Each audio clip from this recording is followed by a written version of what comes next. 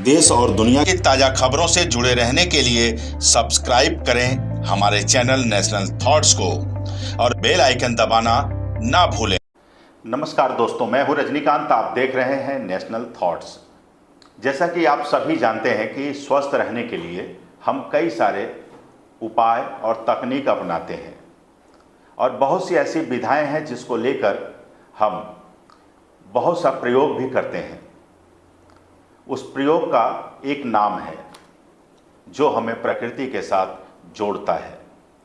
इसी तरह से एक विधा है यूनानी। तो आज हम जानेंगे यूनानी विधा से किन किन बीमारियों का इलाज किया जाता है। हमारे साथ एक्सपर्ट हैं डॉक्टर मोहम्मद फाजिल खान साहब, जो कि डिप्टी डायरेक्टर रिटायर्ड CCRUM से हैं। वो हमारे बीच में है और इनसे जानेंगे यूनानी विधा के बारे में।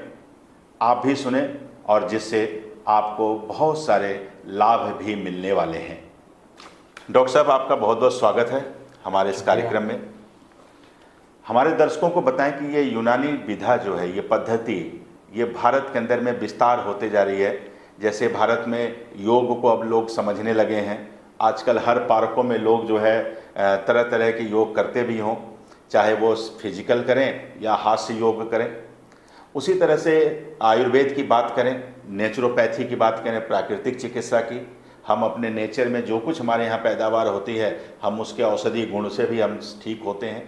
तो यूनानी पद्धति क्या है, कैसे उसे आत्मसात करें और लोग कैसे सरलता से आप तक पहुँच पाएँ, उसके बारे में हमारे दर्शकों को बताएं। एक तो जनरल परसेप्शन ये है कि यूनानी को लोग डायरेक्ट यूनान से जोड़ते हैं, जबकि इसकी हिस्ट्री थोड़ी सी डिफरेंट है।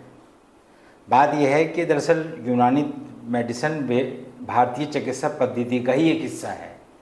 उसको मैं इस तरह बताऊंगा कि यूनान से ये पद्धति अरब आई और अरब से ये पद्धति 10th और 11th सेंचुरी में इंडिया आई और इसमें इंटीग्रेशन होता रहा। इंडिया की जो आयुर्वेद जो सिस्टम था वो भी इसके साथ इंटीग्रेट हुआ और हिंदुस्तान में पिछले 1000 साल से ये एक इंटीग्रेटेड फॉर्म में है, जिसमें आयुर्वेद में इस्तेमाल होने वाली तमाम दवाएं, यूनानी में जो दवाएं ईरान और अरब और ग्रीस में जो दवाएं इस्तेमाल होती हैं, उनका सबका मिला जुला एक इंटीग्रेशन है।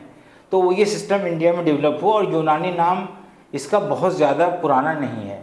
तकरीबन अगर हम इसकी हिस्ट्री जाएँ कि इसको यूनानी तिब कब से कहना शुरू किया, तो ये शायद 200 साल की बात होगी, 150-200। उससे पहले ये यूनानी के नाम से नहीं जानी जाती। इसको हुक्मा या हकीमी या तिब के नाम से लोग हिंदुस्तान में जानते हैं। और इसको हिंदुस्तान में रहने वाले लोग इर्रेस्पेक्टिव ऑफ एनी कम्युनिटी लोग पढ़ते रहे हैं, यही चलता रहा।